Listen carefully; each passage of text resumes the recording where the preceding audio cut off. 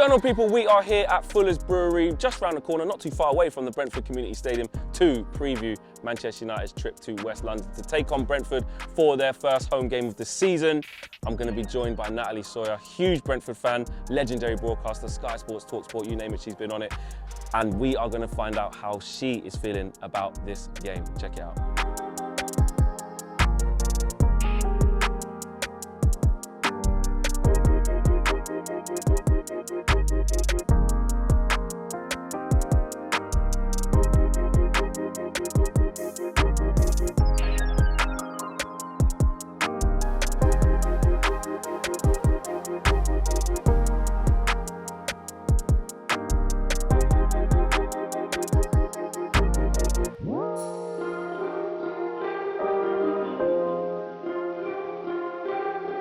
What's going on, people? Welcome to United View and welcome to the preview for Manchester United versus Brentford, or should I say Brentford versus Manchester United. It is your first home game and we are joined by the lovely Natalie Sawyer. How are you doing? I'm very well. How are you? I am good, personally, but football-wise, a little bit worried. There's a lot going on at the football club right now, but this is the first in a long line of our previews this season. We're doing them a little bit differently, so I hope you guys enjoyed them. So smash a like on the video and subscribe to the channel if you are new.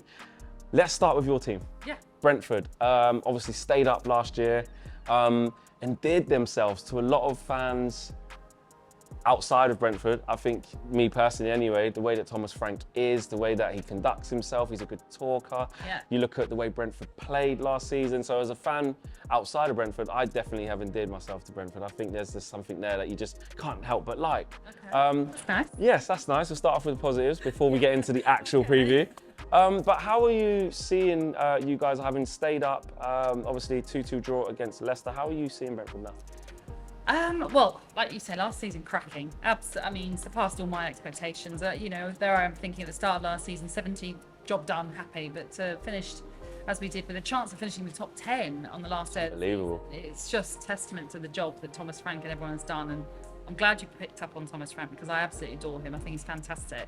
I get that he can rile up people. We wasn't best pleased with him, with how salty he was that we won at the Brentford Community Stadium, but I forgive him. I felt like it was like a half-time analysis that he gave, where we did have so many chances, we just couldn't put it away. But anyway, but I think he's brilliant. For us, he just gets us. And I will be, you know, you do wonder how long he will remain with us because he just does such great work. But in terms of how we are right now, I am feeling good, actually.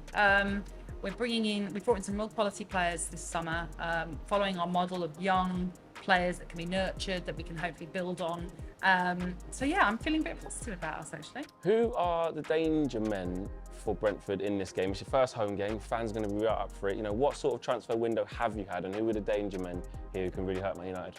Well, obviously, in terms of just in general, you've got Ivan Toney. Of course. Bully anyone. And I know there is a bit of a fragility to the defence of Manchester United.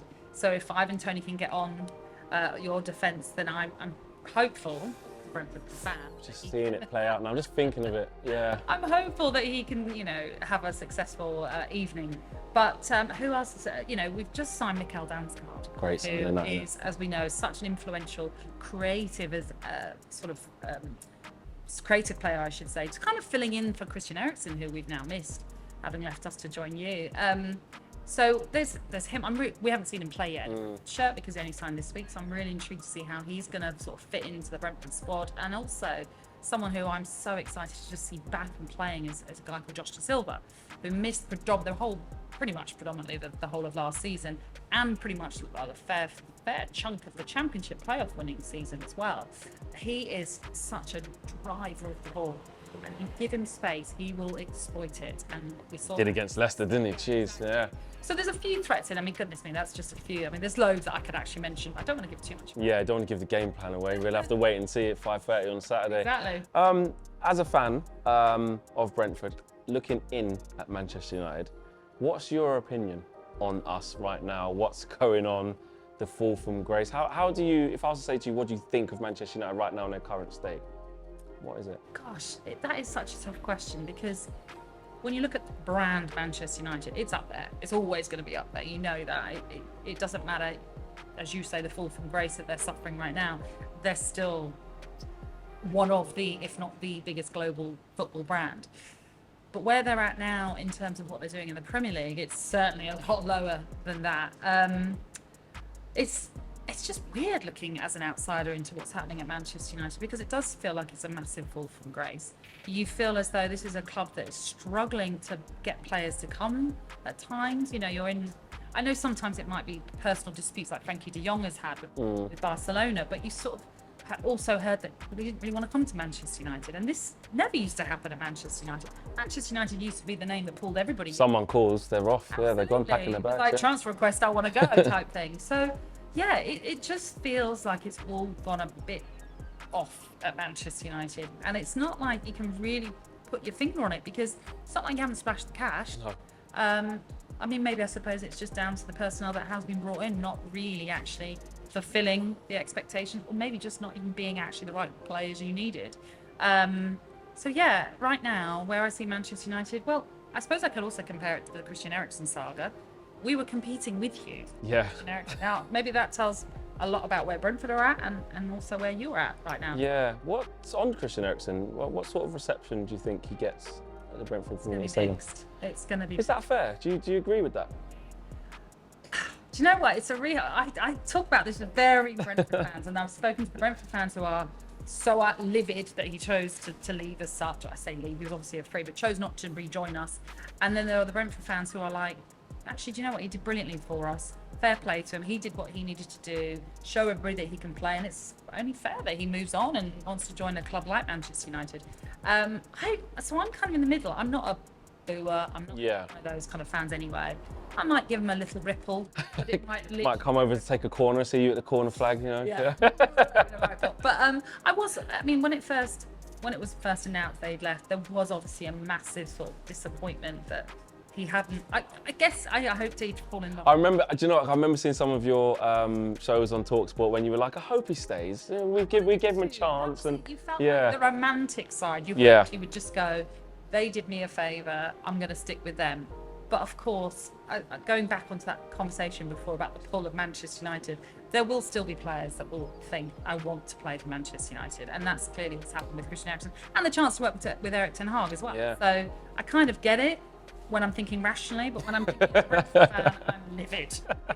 So booze all around then, maybe. Yeah. I won't boo, but I'll just be like, yeah, could have been. And lastly, just on him, what can Manchester, I mean, you saw him at the highest level, obviously, since what happened to him, and he's come back from that unbelievably well.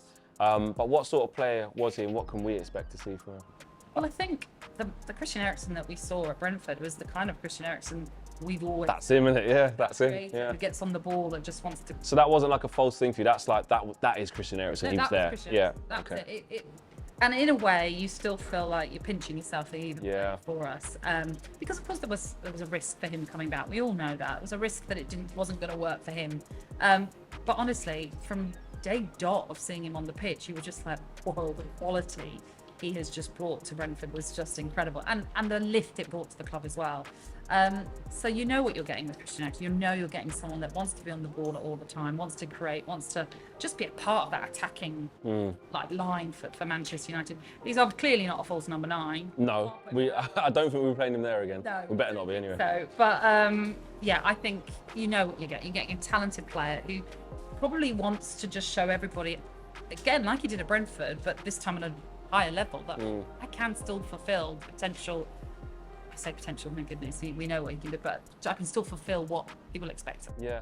Okay, well, no pressure, but we're going to go into a new segment of the show. No pressure, and you are the first person on the United View to actually do this as an opposition fan, so hopefully you can set the bar high. We're going to ask you a few questions about the game and Manchester United and see how you fare. Okay.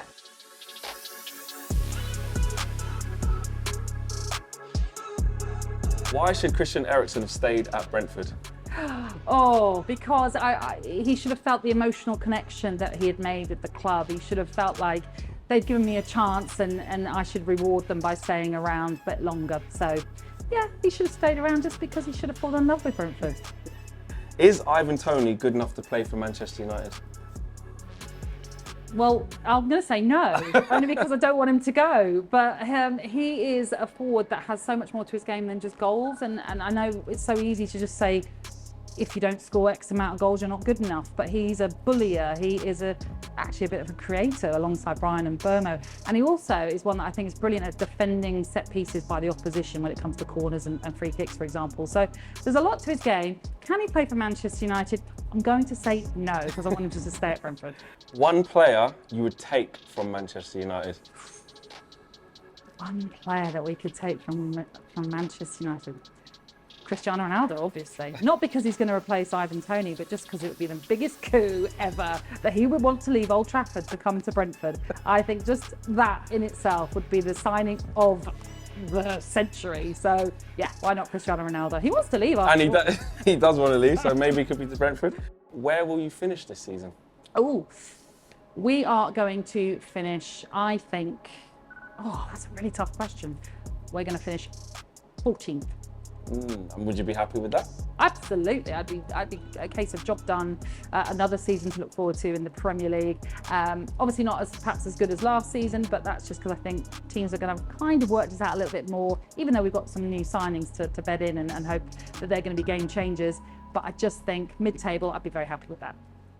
Interesting answers on the quick fire round. You set the bar. Yeah, you set the bar. You set the benchmark now. Set the benchmark and some big answers. I like the Ivan Toney one. Can you just not come in for any of our... We've already taken Christian Eriksen. We was linked with Arnautovic, so, you know, I'm saying Ivan Toney is a better replacement than that.